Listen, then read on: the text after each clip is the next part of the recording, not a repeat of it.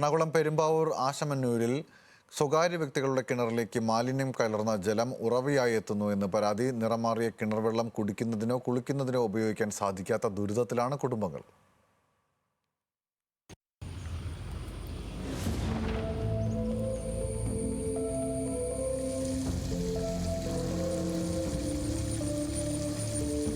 പെരുമ്പാവൂർ ആശമന്നൂർ 6-ാം വാർഡിലാണ് സംഭവം.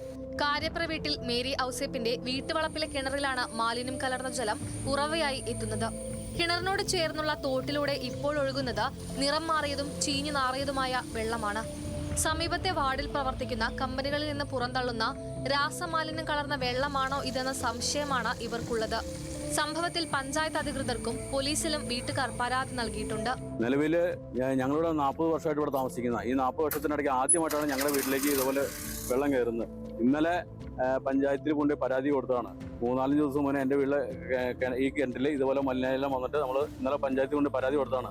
അതിനുശേഷമാണ് ഇന്നിപ്പോൾ ഈ മാതിരി വെള്ളം ഉണ്ടാക്കണേ. പഞ്ചായത്തിൽ പരാതി നൽകിയതിനു ശേഷവും മലിനജലം ഒഴുകുന്നത് വർദ്ധിച്ചുവെന്നാണ് പരാതി. സമീപത്തെ മറ്റു ചില വീടുകളിലെ കിണറുകളിലും സമാനമായ അവസ്ഥയുണ്ടെന്നും നാട്ടുകാർ പറയുന്നു.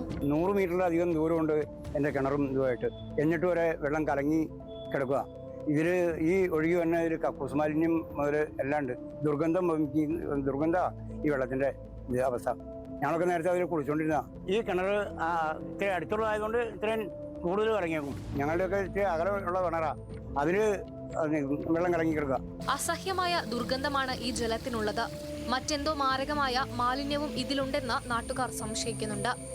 മലിനജലം ഒഴുകി വരുന്ന സ്രോതസ് കണ്ടെത്തി നടപടികൾ സ്വീകരിക്കണമെന്ന ആവശ്യം ശക്തമാണ്. പലവിധ പകർച്ചവ്യാധികൾ പടർന്നു പിടിക്കുന്ന സാഹചര്യത്തിൽ മലിനജലത്തിൽ നിന്നും മാരക രോഗങ്ങൾ പടരുമോ എന്ന ആശങ്കയും ഇവർക്കുണ്ട്. ന്യൂസ് മലയാളം, കൊച്ചി.